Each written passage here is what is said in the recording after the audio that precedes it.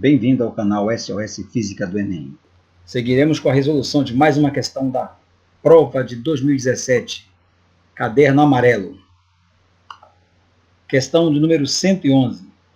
Um fusível é um dispositivo de proteção contra a sobrecorrente em circuitos. Quando a corrente que passa por esse componente elétrico é maior que sua máxima corrente nominal, o fusível queima. Desta forma, evita que a corrente elevada danifique os aparelhos do circuito. Suponha que o circuito elétrico mostrado seja alimentado por uma fonte de tensão U e que o fusível suporte uma corrente nominal de 500 mA. Qual é o máximo valor da tensão U para que o fusível não queime?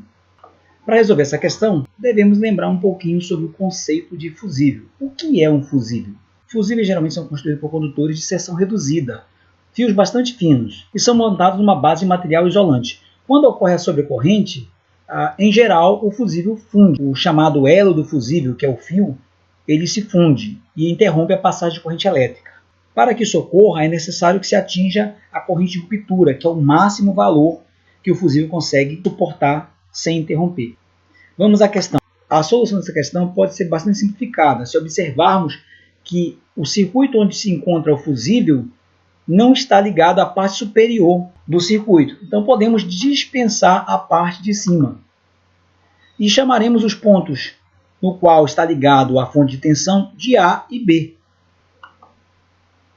Fazendo o transporte desse para o novo circuito, veja, acrescentaremos o ponto C entre A e B, de tal forma que o nosso circuito em linha ficaria desta maneira.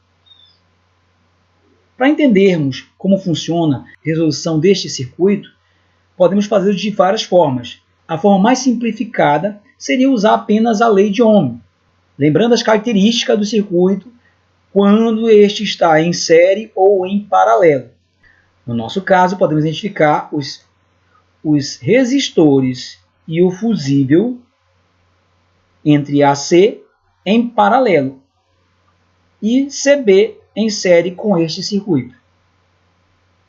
Observando, o fusível não vai apresentar resistência por ser um condutor muito melhor que os resistores.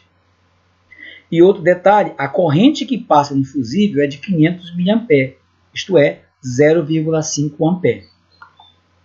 Utilizando a lei de Ohm no circuito AC, por onde se encontra o fusível, teremos que os 120 ohms do circuito vezes a corrente vai ser o VAC, pelo ramo superior, que é a mesma voltagem pelo ramo inferior.